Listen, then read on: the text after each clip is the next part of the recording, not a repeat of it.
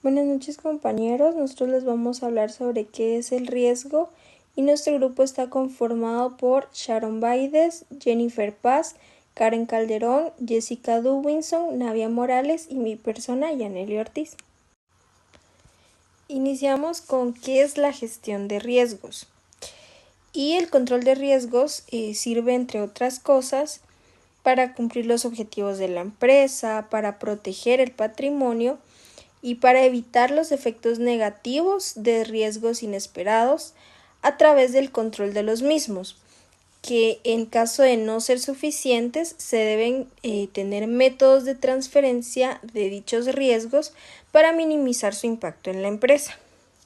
Acá podemos ver el proceso de gestión de riesgos que se conforma de 4 pasos, que son controlar el riesgo, controles de revisión, identificar el riesgo y evaluar el riesgo.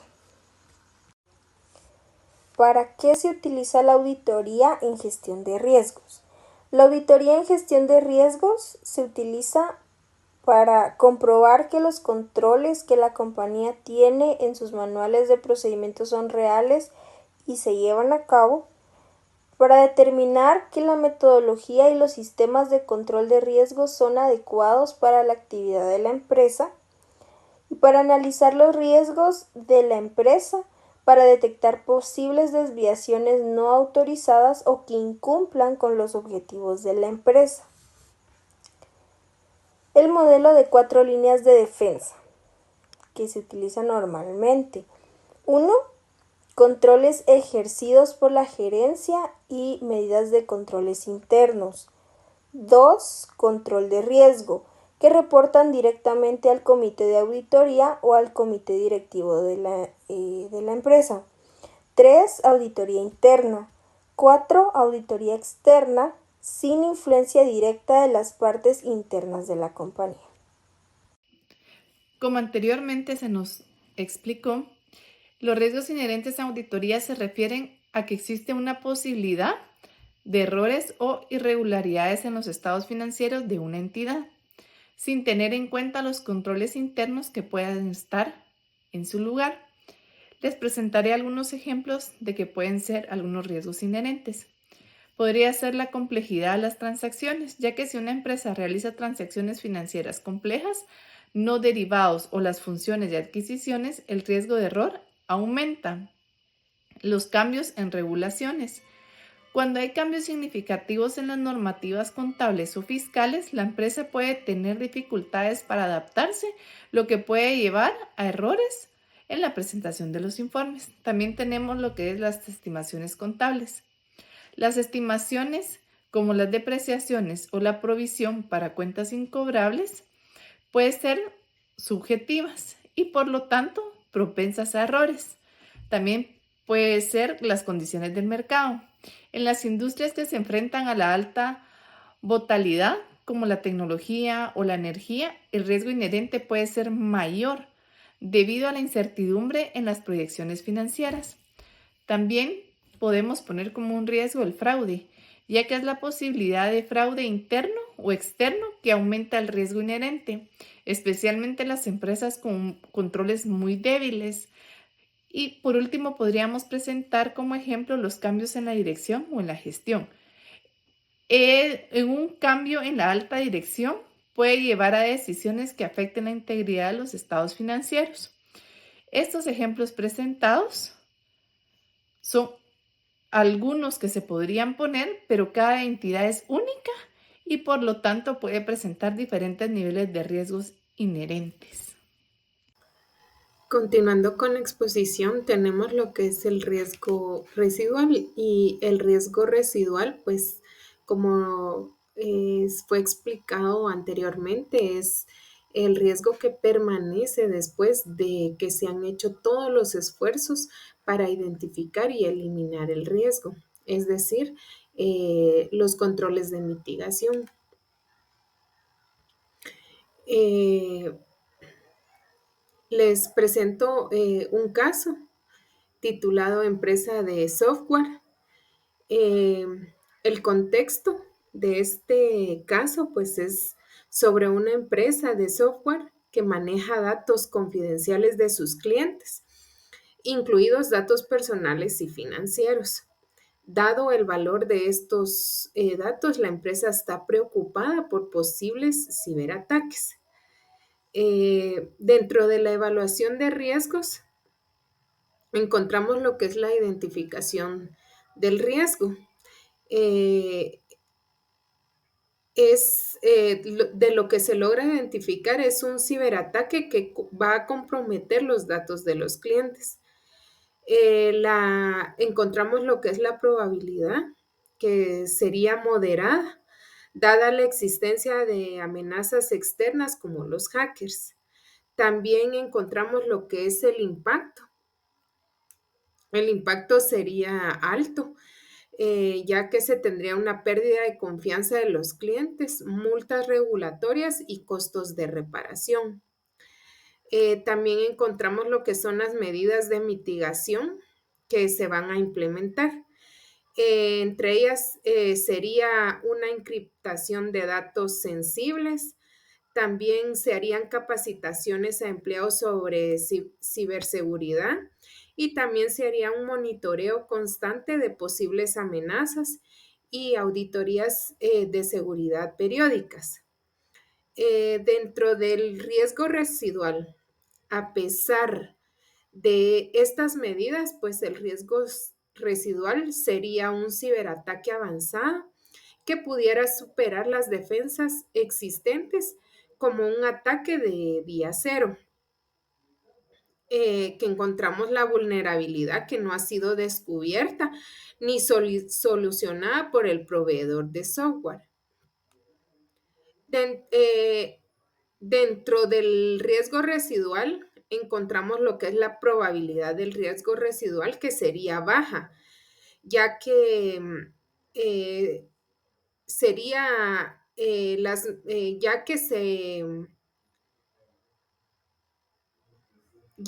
se van a implementar medidas de seguridad, pero aún es posible ese ciberataque.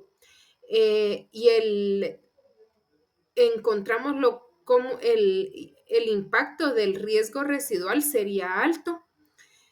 Si el ataque tiene éxito, los datos sensibles podrían verse comprometidos. Dentro de las acciones adicionales para gestionar este riesgo residual, la empresa podría contratar un seguro contra ciberataques, podría desarrollar un plan de respuesta a incidentes y también podría realizar pruebas de penetración con regularidad para identificar nuevas vulnerabilidades. Este sería el caso, por lo que nos damos cuenta que incluso después de adoptar varias estrategias de mitigación, algunos riesgos no se pueden eliminar por completo y requieren una gestión continua. Muchas gracias. Mitigación de riesgos. El ejemplo a presentar trata de la planificación financiera para la expansión de una empresa. Los riesgos identificados son las caídas en las ventas, el aumento de costos operativos, problemas de flujo de efectivo y riesgos de crédito con los clientes. Para mitigar los riesgos en el apartado de caídas en las ventas, podemos diversificar la cartera de productos o servicios. Esto con el fin de que no se dependa de una única fuente de ingresos. También se pueden implementar campañas de marketing para atraer nuevos clientes y mantener la lealtad de los ya existentes. Aumento de costos operativos. Mitigaciones. Negociar contratos a largo plazo con proveedores para asegurar precios fijos y evitar aumentos inesperados. Optimizar procesos internos para mejorar la eficiencia y reducir costos, como la automatización de tareas. En problemas de flujo de efectivo, dentro de las mitigaciones se pueden establecer líneas de crédito con instituciones financieras para acceder a capital de trabajo en caso de necesidad. Realizar proyecciones de flujo de efectivo, esto con la intención de anticipar y planificar cualquier desfase. En los riesgos de crédito con los clientes, Para mitigar esto, se pueden implementar un sistema de evaluación de crédito para los clientes antes de ofrecerles términos de pago a crédito. Y se puede diversificar la base de los clientes para que no se dependa de unos pocos. Y así se va disminuyendo el riesgo de que no cumplan con los pagos. Se debe de mantener un seguimiento y revisión. Dentro de las revisiones se pueden hacer mensualmente, que esto con el fin de analizar los resultados financieros y compararlos con las proyecciones para identificar las desviaciones y ajustar nuevas estrategias. Y se pueden hacer informes de riesgo. Esto para desarrollar informes periódicos sobre los riesgos financieros y su estado, para facilitar la toma de decisiones y que sean muy informadas. Esto con un enfoque podría ayudar a la empresa a gestionar de manera proactiva los riesgos financieros asociados con la expansión, aumentando las posibilidades de un crecimiento sostenible y exitoso. Abordando lo que es pues, la matriz del riesgo, es importante inicialmente conceptualizarlo, ¿verdad? Que en este caso, que es una matriz de riesgo, podemos considerarlo pues como una herramienta que es utilizada para poder tanto identificar, evaluar o poder priorizar y gestionar los riesgos que puedan afectar ya sea en un proyecto, en una organización o en un proceso específico.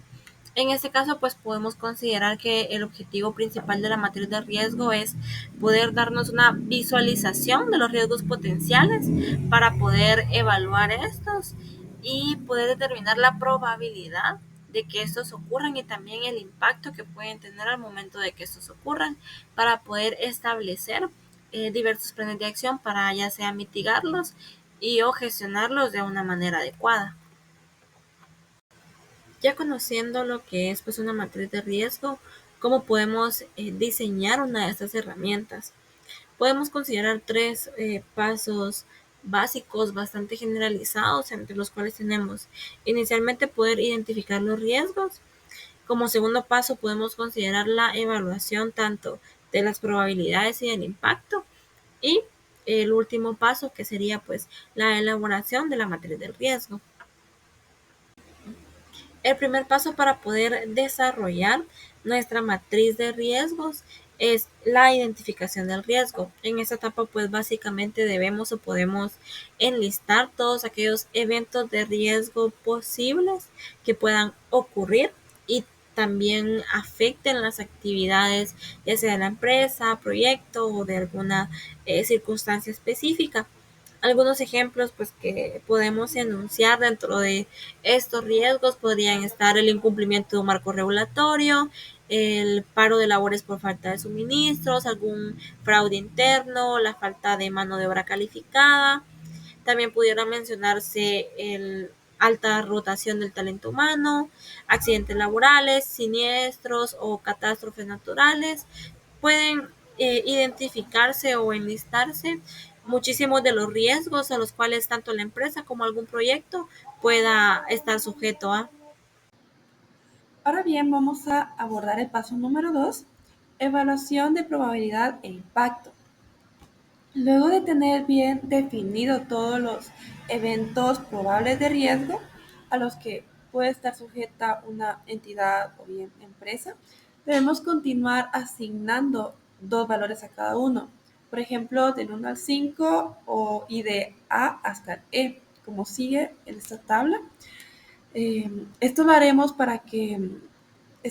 tanto para su probabilidad, en donde el 1 equivale a improbable, el 2 a posible, el 3 a ocasional, el 4 a probable y el 5 infrecuente, tal como se muestra en este cuadro que les estamos mostrando.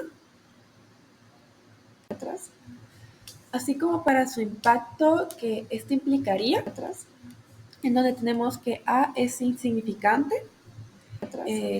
el cual puede ser errores operativos, que existen incumplimientos en algunos puntos de control interno que son subsanables inmediatamente, es decir, este es como que en el grado que lo estamos evaluando acá, sería como que el menos importante, el menos relevante, el que tiene menos impacto.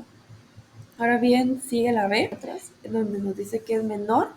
Pueden ser errores operativos, existen incumplimientos en algunos puntos de control interno, pero no constituyen infracciones a la ley. Tenemos la C, que equivale a moderados, que son errores significativos ocasionales y que existe incumplimiento a los puntos de control interno y disposiciones legales.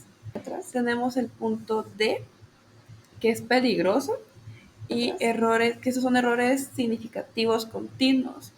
Existen incumplimientos a los puntos de controles internos y disposiciones legales. Y tenemos el punto más fuerte, el impacto más fuerte, que es catastrófico, el cual nos dice que es crítico y existen importantes errores, severos incumplimientos al marco regulatorio y que tiene incidencia en el banco. Por ejemplo, si tomamos el riesgo de, por ejemplo, falta de mano de obra calificada, podemos plantear dos preguntas. En primero, ¿qué tan probable es que esto suceda? Y asignamos el número 3. Pues consideramos que es ocasional. Y digamos que qué tanto nos impactaría en caso de suceder. Y por ejemplo, definimos este caso un C, ya que su efecto podría llegar a afectar o bien podría suceder y esto sería moderado, por lo que este riesgo tendría una ponderación de 3D. Ahora bien, tenemos el punto número 3, elaboración de la matriz de riesgos. Para finalizar nuestra matriz de riesgos, nos queda más que graficar todos los eventos de riesgo ya debidamente valorados y ubicados de acuerdo a sus ponderaciones de impacto y ocurrencia. De forma que los de mayor puntaje serían los más críticos y por tanto los que necesitan una acción inmediata. Y los de la franja media podría ser considerado en un plan de mediano plazo, por ejemplo. Y sobre los riesgos más bajos deberíamos mantener una vigilancia prudencial, así tal y como lo encontramos en la gráfica.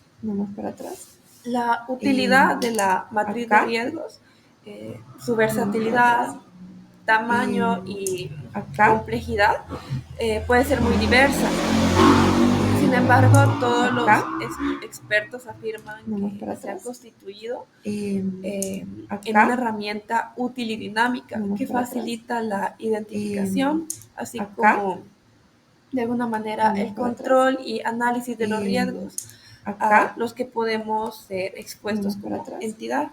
También agregamos este modelo, el cual representa una guía para las organizaciones, por lo cual su uso debe ajustarse a las necesidades de cada organización. Actualmente las compañías cuentan con software de auditorías, por ejemplo, el cual sustituye una matriz en Excel, con el ingreso de información al sistema y su correspondiente procesamiento automático. Ahora bien, vamos a abordar un caso práctico de una empresa de fabricación de productos. Y nos dice que una empresa dedicada a la fabricación de electrodomésticos está planeando lanzar una nueva línea de productos al mercado. Durante este proceso se identificaron varios riesgos que podrían afectar tanto la producción como la comercialización de los productos. El equipo de gestión ha decidido crear una matriz de riesgos para mitigar estos problemas y tomar decisiones informadas. Ahora bien, vamos a empezar con el paso número 1, identificación de los riesgos. Como bien vimos anteriormente, primero identificamos los riesgos potenciales que puedan afectar el proyecto. Tenemos en primer lugar fallas en la cadena de suministro, puesto que existe el riesgo de que los proveedores no puedan entregar la materia prima a tiempo. Tenemos número 2, defectos en el producto final. El nuevo producto podría presentar fallas tanto en su diseño como en su fabricación. El riesgo número 3 nos aborda cambios en la regulación. puesto la legislación del país podría cambiar, afectando la producción o comercialización de los productos. Riesgo número 4, competencia agresiva. Los competidores podrían lanzar productos similares antes que la empresa pueda introducir los suyos al mercado. Y el riesgo número 5 nos aborda la demanda menor de lo esperado, puesto que existe la posibilidad de que el mercado no acepte el nuevo producto como lo espera.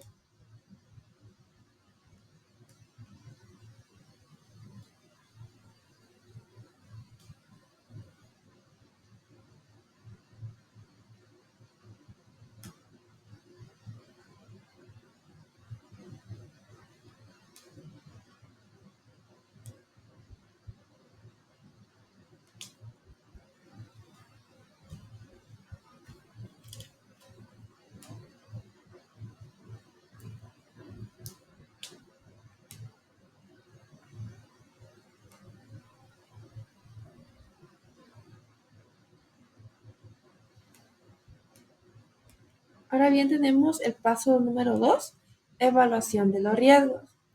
Cada riesgo debe ser evaluado en términos de probabilidad y el impacto que podría tener sobre el proyecto. En la escala puede ser del 1 al 5, siendo el 1 muy bajo y el 5 muy alto, en este caso. Como podemos observar, acá tenemos los 5 riesgos que abordamos anteriormente. Primero, las fallas en la cadena de suministro, el cual tenemos una probabilidad. Ahora bien, tenemos el paso número 2, evaluación de los riesgos. Cada riesgo debe ser evaluado en términos de probabilidad y el impacto. Él ya nos abordaba en la primera clase que estas palabras son muy sonadas, tanto probabilidad como impacto. Y pues vamos a evaluar en la escala que puede ser del 1 al 5, siendo 1 muy bajo y 5 muy alto. Entonces podemos observar que tenemos acá los 5 riesgos que abordamos anteriormente. Fallas en la cadena de suministro, el cual nos tiene una probabilidad de 3 y un impacto de 4, el cual nos da una calificación total de 12. Tenemos los defectos en el producto final, con una probabilidad de 2 y un impacto de 5, dándonos una calificación total de 10. Tenemos los cambios en la regulación, una probabilidad 1 y un impacto de 3, es decir que esa está un poco más baja. Y una competencia agresiva, tenemos una probabilidad de 4 y un impacto de 4, el cual nos da un resultado de 16, el cual está un poco más alta que las anteriores. Y el riesgo número 5 es demanda menor de lo esperado. Si tenemos una probabilidad muy alta de que ocurra, una probabilidad de 5 y un impacto de 4, el cual nos da una calificación total de 20.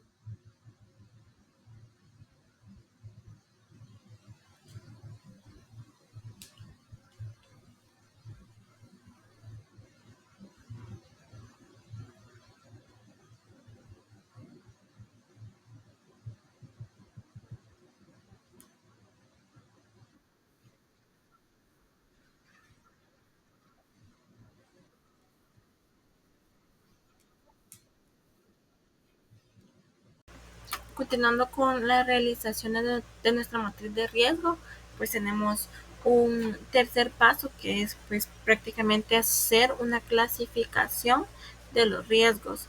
Una vez pues que se haya calculado la calificación total para cada uno de los riesgos, el cual en este caso pues lo estamos obteniendo de multiplicar la probabilidad con el impacto, ya podemos clasificar los riesgos del mayor al menor, es decir, entre menor calificación es un riesgo más significativo para la empresa, proyecto en donde se esté aplicando esta matriz. Y pues en el caso de este ejemplo tenemos como inicialmente el riesgo más significativo, tenemos la demanda menor de lo esperado, lo cual obtuvo dentro de nuestra tabla una calificación de 20. Y así sucesivamente se van a ir clasificando cada uno de los riesgos que nos muestra la tabla, esto dependiendo de la calificación que han podido obtener al momento de hacer la multiplicación entre la probabilidad y el impacto. Como cuarto paso para la elaboración de nuestra matriz de riesgo, tenemos lo que es dar prioridad y también el realizar un plan de acción para los riesgos, ¿verdad? Los riesgos con mayor puntuación en este caso son los que deben de recibir más atención en los planes de la mitigación, y para esto pues se puede elaborar lo que es un plan de acción para cada uno de los riesgos, ¿verdad? Tenemos inicialmente el riesgo más significativo, que es la demanda menor de lo esperado. En este caso pues se pueden realizar diferentes planes de acción. Un ejemplo podría ser realizar estudios de mercado adicionales para poder ajustar la estrategia. También el implementar campañas de marketing antes de realizar el lanzamiento de un producto. Otro de los riesgos pues, más significativos dentro de este ejemplo es la competencia agresiva, y algunos planes que se pueden realizar para mitigar este riesgo es acelerar el tiempo de lanzamiento del producto, invertir en innovación y diferenciación de los productos. Otro de los riesgos que se puede identificar acá son las fallas en la cadena de suministros. Entre nuestros planes de acción para este ejemplo están diversificar los proveedores para poder reducir la dependencia ante estos. También poder establecer contratos que puedan pues asegurar el tiempo de entrega, que pueda ser adecuado para la entidad. Prácticamente este cuarto paso es ya con el orden de los riesgos, que tenemos unos priorizados más que otros, pues tenemos también la elaboración del plan de acción, lo cual nos va a ayudar a mitigar estos riesgos. Y como quinto y último paso, pues tenemos lo que es el monitorear y el dar seguimiento a los planes de acción que se establecieron en el paso anterior, ¿verdad? En este caso también es importante dar este seguimiento a los planes de acción que se puedan establecer para mitigar los riesgos. Esto debido a que las circunstancias pueden ir cambiando conforme pase el tiempo, conforme se avance con el proyecto al cual se le está realizando lo que es la matriz de riesgo. Bueno, con este ejemplo, pues podemos concluir lo que es nuestra matriz de riesgo, ¿verdad? Que es pues prácticamente nuestra forma gráfica de poder identificar cada uno de los pasos que se realizaron anteriormente, entre los cuales tenemos el enlistar o el colocar e identificar los riesgos, el también dar una evaluación tanto a la probabilidad como al impacto y la calificación que podemos obtener de esta, la cual nos va a dar el nivel de prioridad que debemos de otorgarle a cada uno de esos riesgos, y también pues se nos muestra lo que es el plan de mitigación para cada uno de los riesgos identificados. Y eso sería toda nuestra parte. Muchas gracias, compañeros y licenciado.